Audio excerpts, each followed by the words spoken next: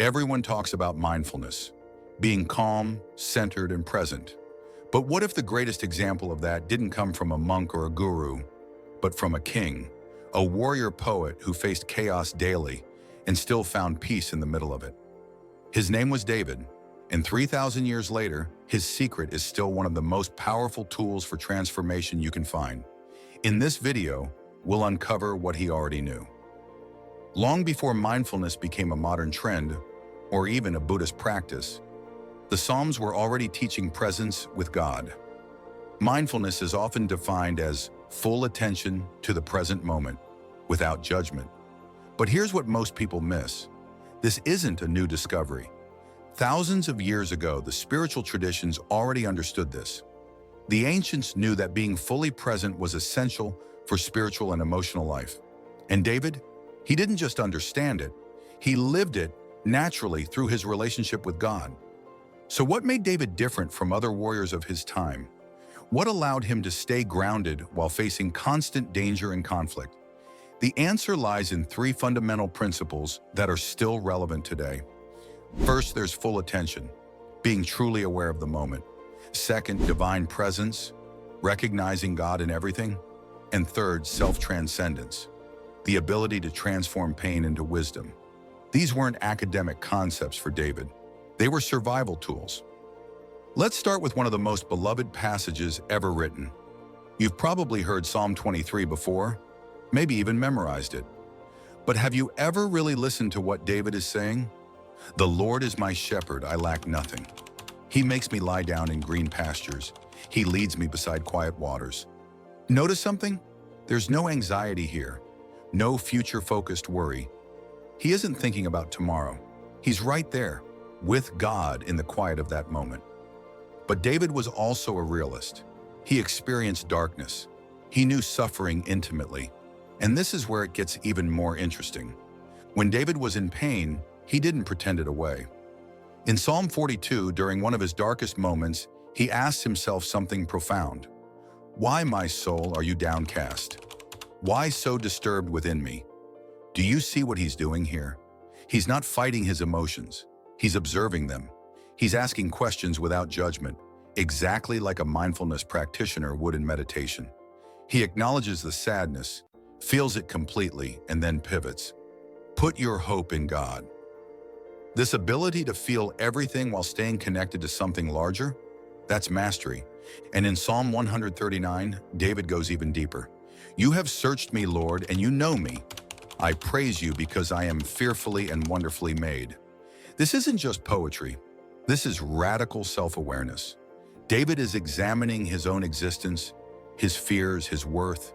He's completely present with himself, flaws and all, and he accepts what he finds. Here's something that will change how you read the Bible. The Psalms were designed to be meditative. Modern neuroscience confirms that repetition and sacred rhythm lower anxiety and activate the same regions of the brain used in prayer and meditation. When you read or sing a psalm repeatedly, your mind naturally enters that focused, calm state that mindfulness practitioners spend years trying to achieve. David understood the power of repetition to quiet the mind. But there's more to this. What David did with his pain is revolutionary. He didn't suppress it. He didn't pretend it didn't exist. He expressed it fully in the Psalms, observed it without judgment, and then, this is crucial, he transformed it into wisdom and understanding. Think about this. While modern people take medication for depression or attend therapy sessions, David was processing his emotions through sacred text. He was transforming suffering into meaning. And that transformation, it only happens when you're truly present with what you're experiencing. So how do we apply David's wisdom today? It's simpler than you might think. David often spent time alone with God, observing the night sky, reflecting on his life. That was his meditation. So here's your first practice. Reserve just 10 minutes daily to be present. No phone, no distractions. Observe nature, your thoughts, your breath. That's it. That's David's practice for the 21st century. Your second practice is even easier. Choose phrases from David's Psalms to meditate on. "The Lord is my shepherd" from Psalm 23. "Put your hope in God" from Psalm 42. I am fearfully and wonderfully made from Psalm 139. When your mind is restless or anxious, repeat these words.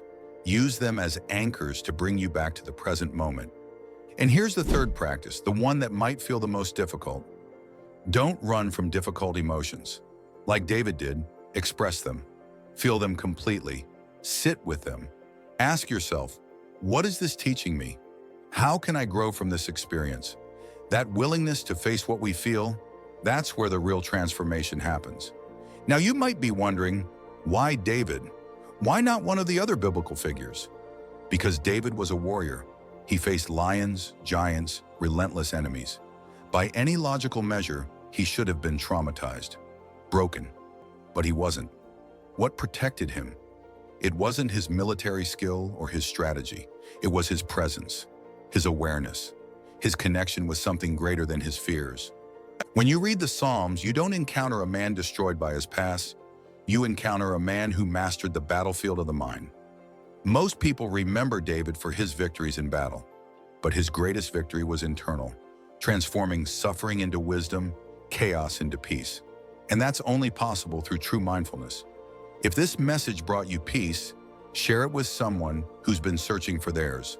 The real gift of studying David is this. It proves that the search for presence, for peace, for self-understanding isn't new. It's not a modern trend. It's profoundly human.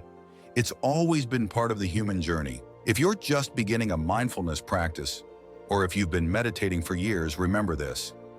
David already knew the secret. He knew that being present was the key. He knew that observing your feelings without judgment was liberating. He understood that a connection with something greater than yourself transforms absolutely everything. So today, forget about chasing the next wellness trend. Go back to the beginning. Start with a psalm. End with presence, and watch what happens. Ancient wisdom, modern peace, that's biblical life hacks. Thank you for watching.